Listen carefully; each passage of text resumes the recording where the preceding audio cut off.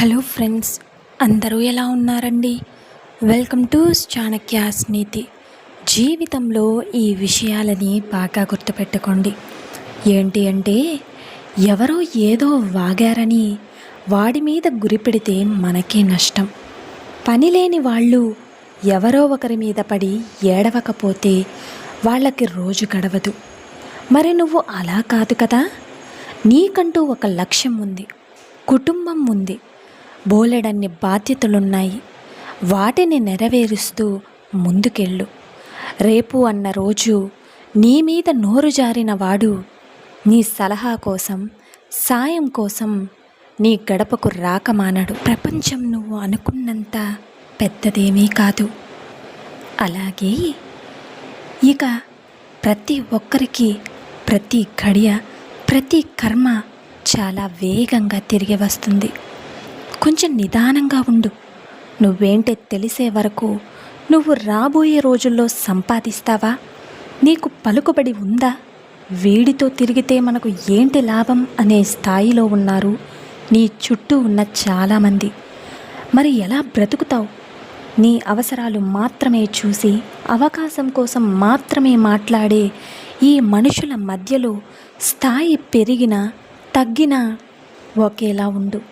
పొరపాటున కూడా వాళ్ళలా నువ్వు ప్రవర్తించకు. నీకంటూ ఒక ప్రత్యేకత ఉండాలంటే ప్రత్యేకంగా జీవించనక్కర్లేదు.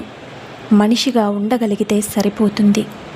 ఒకడిని దెబ్బ కొట్టడం అంటే వాడిని కొట్టడం, చంపడం కాదు. మనల్ని వాడు అందుకోలేనంత ఎత్తుకు ఎదగడం.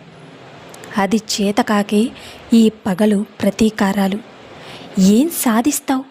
బ్రతికినన్ని రోజులు కూడా అలా పళ్ళు బిగిస్తూ పోయే ముందు పాపంరా, 10 మందికి ఉపయోగపడేవాడు అనుకోవాలి తప్ప, పోయాడ్రా, పీడ పోయింది అని ఏ నోటి నుంచి వచ్చేలా బ్రతకకు.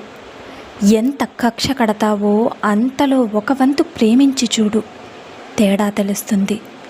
ఏదైనా మొదలు పెట్టినప్పుడు నీతో ఎవ్వరూ రారు. నీకెందుకురా అంటూ వెనక్కి లాగుతారు. మన గురించి మనం తెలుసుకుని అడుగు ముందుకు వేస్తే ఏదో ఒక దారి దొరక్కపోదు. చుట్టూ ఉన్న వాళ్ళ మాటలు పట్టించుకొని చిన్న చిన్న సుఖాలకి అలవాటు పడి అక్కడే ఉండిపోతే అది నీ ఎదుగుదలని ఆపేస్తుంది. నీ బలాన్ని అక్కడే అణిచివేస్తుంది. మనిషి ఇంతే చెయ్యగలడు అని ఎక్కడా రాసిలేదు కదా. మనం ఒళ్ళు వంచితే మనల్ని అందుకోవడం ఎవరి వల్ల కాదు. మన సొంత నిర్ణయాలు ఎంత మేలు చేస్తాయో తెలుసా? నువ్వు ఒక్కడవే ముందడుగు వేస్తే ఎంత గొప్పగా ఉంటుందో తెలుసా? మన నిర్ణయం మనకి నష్టం కలిగించినా అది నిన్ను నొప్పించదు. అందుకే ఒక్కడివే వెళ్ళు. ఇక సొంత నిర్ణయాలు తీసుకో. ఎవరికి సమాధానం చెప్పే అవసరం నీకు లేదు. ఎప్పుడైతే కనుక నీ బాధలందరి ముందు చెప్పడం మొదలు పెడతావో అప్పుడే నీకు తెలియకుండానే అవతలి వాళ్ళ దృష్టిలో బలహీనుడివి అయిపోతావు. ఎప్పుడైతే నువ్వు దాటి వచ్చిన కష్టాలు పంచుకుంటావో చాలామందికి నువ్వు గొప్ప మార్గదర్శకుడివి అవుతావు. ఇక్కడ ఎవరూ నీ బాధని పంచుకోరు, కేవలం వింటారంతే. మహా అయితే ఓదారుస్తారు. ఇక్కడ ఎవరూ నీతో అన్ని సమయాల్లో తోడుగా ఉండరు. నీకు కష్టం వస్తే పక్కకి తప్పుకుంటారు. సుఖంలో ఉంటే చుట్టూ వాలిపోతారు. లోకులు కాకులు అనే సామెత మీకు గుర్తే ఉంటుంది. కూసేవాళ్ళు, కబుర్లు చెప్పేవాళ్ళు ఎక్కువ మంది. మనకి నచ్చకపోతే నచ్చలేదని చెప్పే స్వేచ్ఛ ఉన్నప్పుడు, నచ్చలేదని చెప్పినా వాళ్ళ మాట మన్నించి ఆ మాటకి గౌరవం ఇవ్వాల్సిన ధర్మం కూడా ఉండాలి. మనం ఎలానో అవతల వ్యక్తి కూడా అలానే. మన ఇష్టం ఎదుటి వాళ్ళకి కష్టం కలిగించకూడదు. వాళ్ళ నిర్ణయాలకు అడ్డుపడకూడదు. నీ బలవంతపు పెద్దరికం ఎన్నాళ్ళని శాసిస్తావు? పోనీ పోయే వాళ్ళని కష్టమో సుఖమో వాళ్ళే తెలుసుకుంటారు. వాళ్ళే తిరిగి వస్తారు.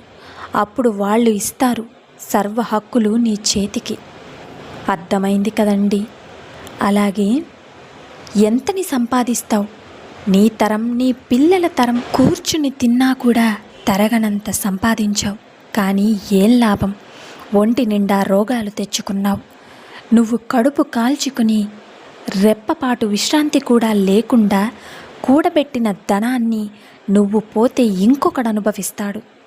దీనికోసమా నీ పోరాటం?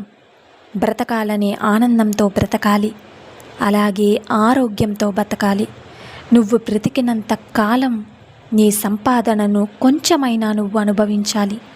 నిన్ను చూటి కోటీశ్వరుడు కూడా అసూయపడేలా బ్రతకాలి. ఇక్కడ ఐశ్వర్యం అంటే కేవలం ధనం కాదు, బానిసలా కాకుండా దర్జాగా ఉండడం. నిన్ను ఎవరైనా ఎలా ఉన్నావని అడిగితే చాలా బాగున్నానని చెప్పు. ఎందుకు అంటే నువ్వు తీర్చుకోలేనన్ని బాధలు వాడు సలహా కూడా ఇవ్వడు. ఊరంతా చాటింపు వేయడం తప్ప. అందుకే బాగున్నాననే చెప్పాలి తప్ప నీ బాధలన్నీ ఎదుటివాడితో అస్సలు చెప్పకూడదు. అందుకే నీకు నీ కష్టాలన్నీ, నీ బాధని పంచుకోవాల్సింది ఊరి జనంతో కాదు, నీ కుటుంబంతో. అక్కడే నిన్ను అర్థం చేసుకునే వాళ్ళుంటారు. పోయాయి మంచి సలహాలు ఇచ్చే రోజులు. స్నేహితులు కూడా వెన్నుపోటు పొడిచే రోజుల్లో బ్రతుకుతున్నాం మనం. అందుకే ఇక మీ పోరాటం మీరే చెయ్యండి. నీకు పొరపాటున కూడా నీ నోరు విప్పకు. చెడు ముందుగా నిన్ను ఆకర్షిస్తుంది, నిన్ను సంతోషపడుతుంది, అలరిస్తుంది. అంతా అయిపోయే పరిస్థితికి నీ చేయి దాటిపోయిన తర్వాతే నీకు తెలుస్తుంది. అప్పటి వరకు నేను సావాసం చేసింది చెడుతోనా అని అప్పుడు ఎదురయ్యేది నీ మంచి నేస్తం. టైంపాస్ అవ్వడం లేదనే పదం మన నోటి నుంచి రాకుండా చూసుకోవాలి. ముందుగా వృధా అయ్యే సమయం అనేది తగ్గించి ప్రతి క్షణాన్ని మన లక్ష్యం కోసం ఖర్చు పెట్టడం నేర్చుకోవాలి. ఎందుకు అంటే ఒక్క క్షణం కూడా పరుగు పందెంలో విజేతను నిర్ణయిస్తుంది. మరియు మనం వృధాగా గడిపేనే లక్షల సెకండ్లు విలువ ఎంత?